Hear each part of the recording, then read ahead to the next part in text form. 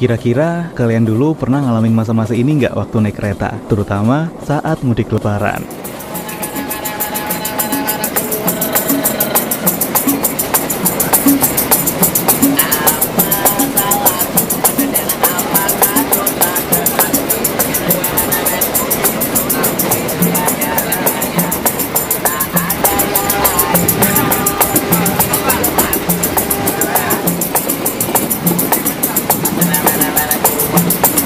Nah, coba kalian cek foto ini juga. Foto ini diambil pada tahun 2001 oleh Bambang Supaktio dan diunggah ke Flickr. Waktu itu dia harus berdiri selama 12 jam di depan toilet karena nggak kebagian tempat duduk di kereta. Bahkan dulu hampir sebagian penumpang harus berdesak-desakan bertemu pengamen, pedagang asongan hingga kucing-kucingan dengan kondektur karena nggak punya tiket. Sekarang coba kalian bandingkan dengan foto dan video berikut ini. Nah, jauh lebih rapi, bersih, dan nyaman kan? Tapi kalian tahu nggak siapa sosok di balik perubahan besar dari semua ini? Beliau adalah Bapak Ignatius Jonan, mantan Direktur Utama dari PT Kereta Api Indonesia. Yang beliau lakukan waktu itu sebenarnya sederhana, yaitu dengan menaikkan gaji dan take home pay kepala stasiun sampai 10 kali lipat. Para pegawai lainnya yang juga sebelumnya mendapat gaji rendah, kemudian dinaikkan agar berdampak pada kinerja mereka. Menurut Pak Jonan, penghasilan karyawan punya korelasi kuat dengan kualitas kerja. Selain itu, Pak Jonan juga mengajarkan pola kerja yang mempermudah semua pihak. Beliau mengambil inisiatif untuk memberikan pelatihan dan pengembangan kepada karyawan untuk meningkatkan kompetensi mereka. Karena pada saat itu, hampir setengah karyawan dari PT KAI hanya lulusan SD atau SMP. Nah, gimana pencapaian Pak Jonan selanjutnya? Masa-masa sebelum Pak Jonan bergabung, PT KAI dilanda kerugian mencapai 150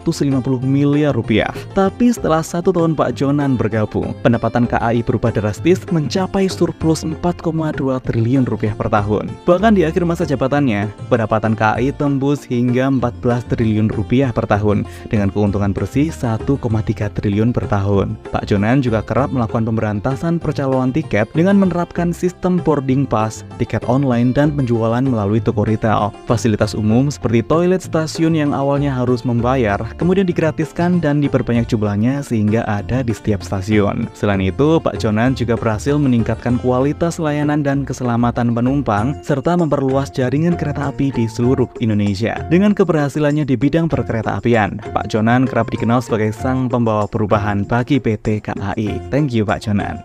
Tapi kalau menurut kalian, momen apa yang paling kangenin saat naik kereta api di zaman dulu? Yuk tulis di kolom komentar ya.